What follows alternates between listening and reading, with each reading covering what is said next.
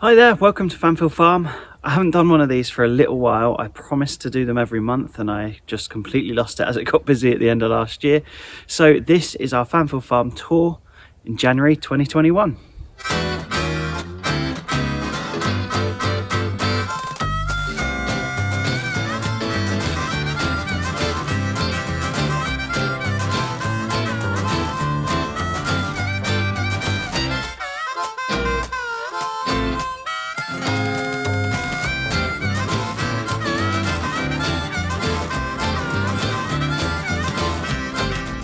So back in like April when we first did one of these, it was a long time ago, this block in front of you was the main block we were growing in, and we continued to grow in it sort of into the winter.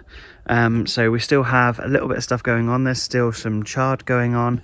The kale's just finished on the right hand side. We just finished that and put it in boxes yesterday, but we grew in this pretty much the whole summer and into the autumn winter, and at one point on this block alone and the two tunnels you can see in the background, we were growing enough for about sort of 40 to 50 boxes a week, households or families a week. So it does really show what you can do on a piece of land this size, and we've opened up some more blocks which I'll show you in a little bit for next year.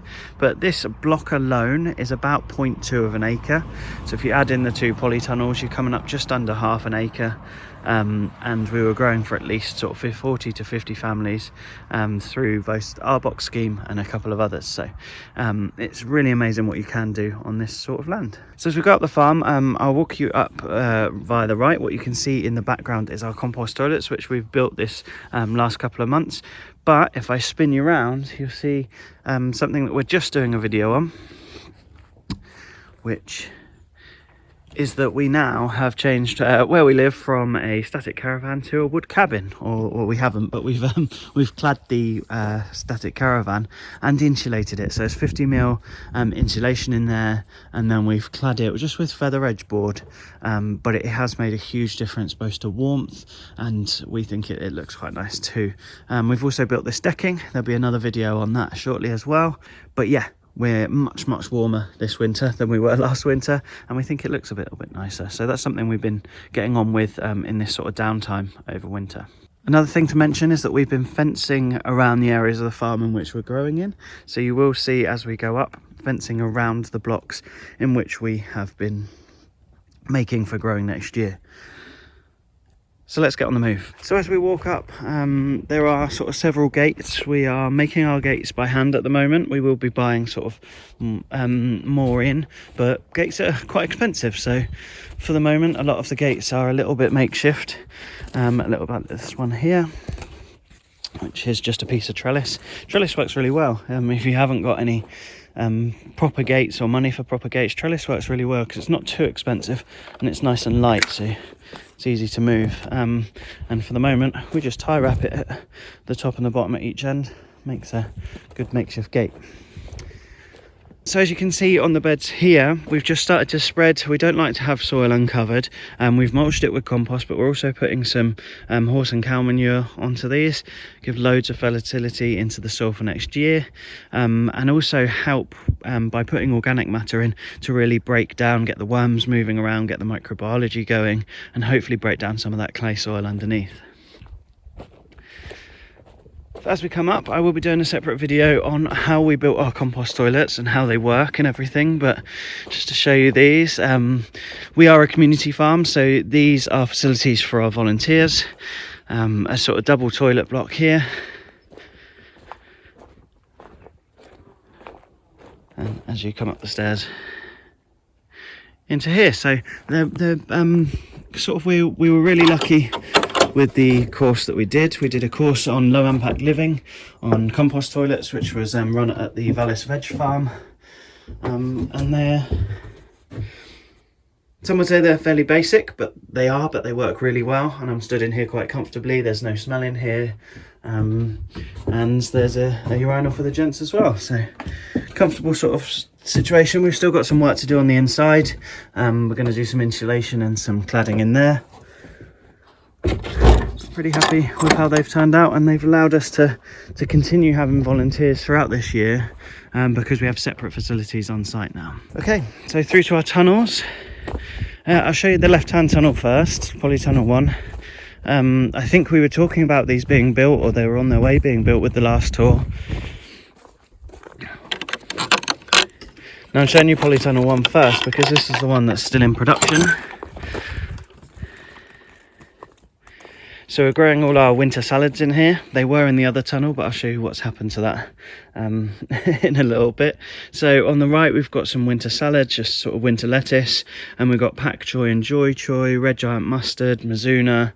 And then on the left here, we've got all of our kales that we've put in the ground to raise for the hungry gap. So between sort of April, May and the end of June, when your summer crops are coming on, there's something we call the hungry gap, which is when your winter veg just sort of run out, or the stuff you've stored is getting to the point where it's run out, and the summer crop isn't quite ready. So we've put these in nice and early so that this is just a normal curly kale, and this will be a nice size by the time we get to that point in early spring. And then we've got a red Russian kale, which is growing a lot quicker.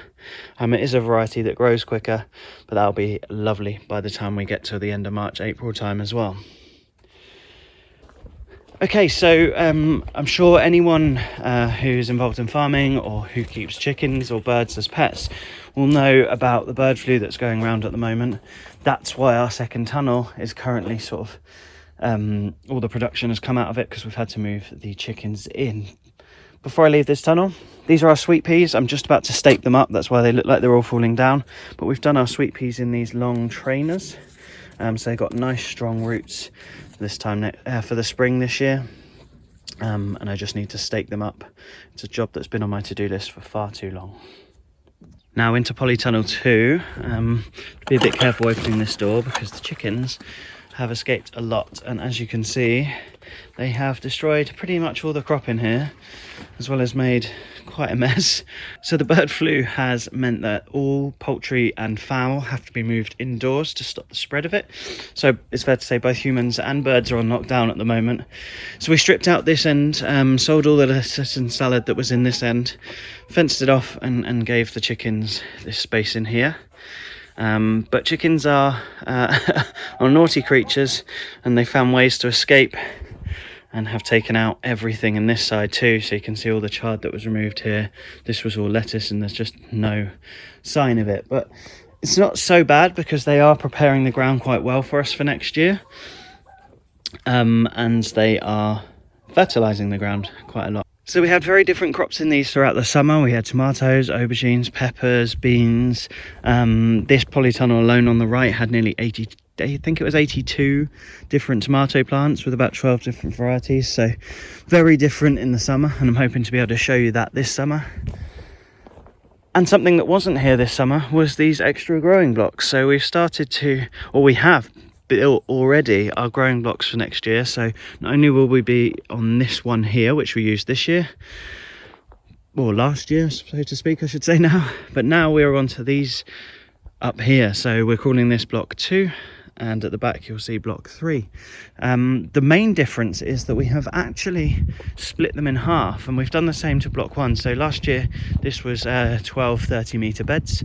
We've extended them a little bit and put a path in the middle, so we now have 24 15-meter beds, and that's to help us with sort of understanding of crop rotation, and a little bit mentally it helps if you've got a 30-meter bed and you say need to go and weed that bed, you think, oh, it's going to take hours, whereas if you've got two 15-meter beds you can split over 2 days. It definitely makes you feel a little bit better.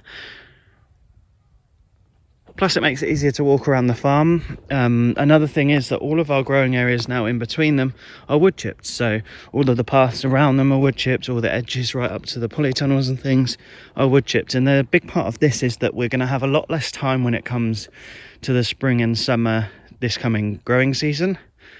And so we wanted to sort of bring down the maintenance of doing edges and weeding paths and things. So we've put paths and wood chip in all around, and it's turned out really nice. We're pretty pleased with it, the way that it sort of separates the growing blocks from the non-growing areas as well. And we're up to block 3, so this year we'll be on 3 blocks, all got 24 beds in, and so we're looking forward to growing 52 different varieties of fruit and veg this year, which is very exciting. These have been, so we are now no dig on these beds, but we were struggling with the clay soil here, so these have been rotavated. The beds are rotavated. We've then flipped the sod up, so you can see the paths are lower than the beds.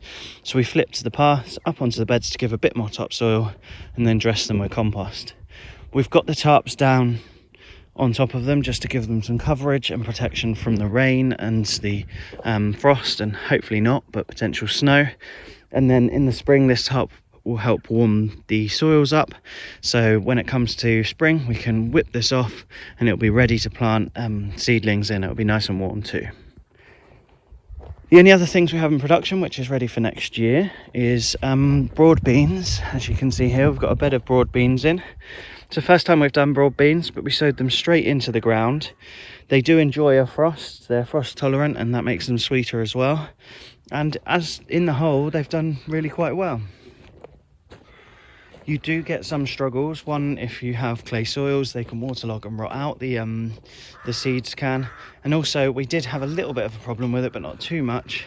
You can see some sort of sparse areas here where rodents have come in and just said, thank you very much, that looks like a tasty seed, and had it away. But we've also had a little bit of chewing where our ducks escaped and decided to gnaw at a few of them, but that's not too much of a problem. We're going to germinate some in the spring and just fill the rest of the bed up.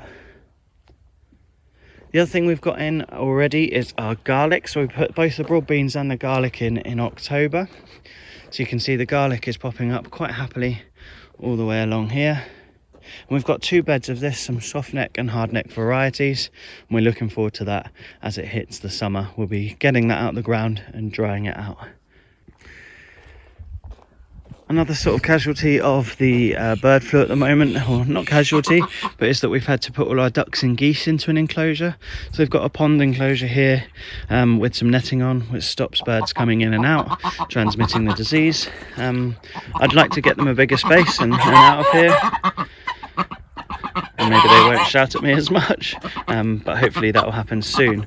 Before that, they were on our pond, which we've dug at the back, so I can't remember if we had finished digging this when we last did a farm tour, but we have now. It's frozen over this morning, but we've got quite the sizable pond now. So this is about sort of just over 30 meters in length, about sort of 15 to 20 meters in width, and it goes down about 5 feet in the middle, 4.5 to 5 feet.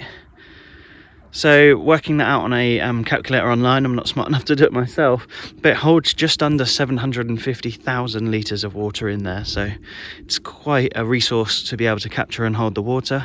And hopefully next year we'll be able to use this to irrigate the farm. So we'll have a pump house set up that will pump the water to the farm without using too much of it and draining the pond, because it is our wildlife reserve corner.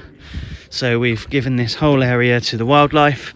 The ducks and the geese are normally on here, and we're just putting in trees all the way around to really sort of segregate this area off and have it as a little nature haven on the farm. So we'll walk on and up the farm. As you can see, as I mentioned earlier, we've got a lot of fencing gone in. We've done the entire front of our growing blocks, and all the posts have gone in along the back, so just need to finish fencing all that off as well. And the idea of that is, one, we've got 2 lovely Labradors, and that's to keep them out of the growing areas. 2, we could add rabbit proofing to that later in the year if we needed to. And we're also, as you can see just over there in the distance, we're putting in some green wind netting to both sides, and that just slows the wind down by about 30-35% if we do get storms, to protect the crops. Walking up the farm, we do have blocks 4 and 5. They've been cultivated and ready, and we've actually got a green manure mix in there at the moment. So you can sort of see the line here. You can sort of see it as you look where the blocks are. In there is a mix of cereal rye and vetch, and it is doing its thing. It's helping with having roots in the ground. It's keeping the ground covered. It will be helping with the fertility of the soil. and lots of things like that. So we're really pleased that we've managed to get that into both block 4 and block 5 as we walk up the farm.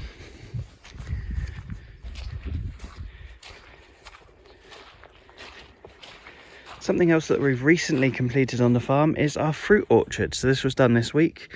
We've got a series of plum trees, apple trees and pear trees all put in here. We've put loads of compost here to improve the drainage, and I'll just show you what we've done here. So I'm going to do another video on this later, but not only have we put the apple tree in and staked it and put the tree protector on, but we also dug a big hole and put in these pipes so that we can water the roots directly to help the roots grow rather than watering on top of the soil. The last couple of places really, we're just setting up, again the fencing is getting set up, but we will be fencing this area on the left because that's where we want to have our kuni pigs to help us with bringing in their manure on the farm, and because they're quite cute. And on the right we'll soon be fencing this block off that you can see just in front of us here, because that will be our community garden, which we're hoping to get running this year, and that will be run by the community for the community. So the idea is that anything we produce in this block goes to food banks or local groups that need it. So that's something we're really excited about getting started. And that's pretty much our tour of the farm this year. It's changed so much in such a short space of time. We're really proud of what we've done, but we've got so much more work to do, especially as we're getting to this period now where in a month's time we'll be putting seeds in and whatnot. So it's all hands on deck really. Thanks very much for watching our Fanfield farm tour of January 2021.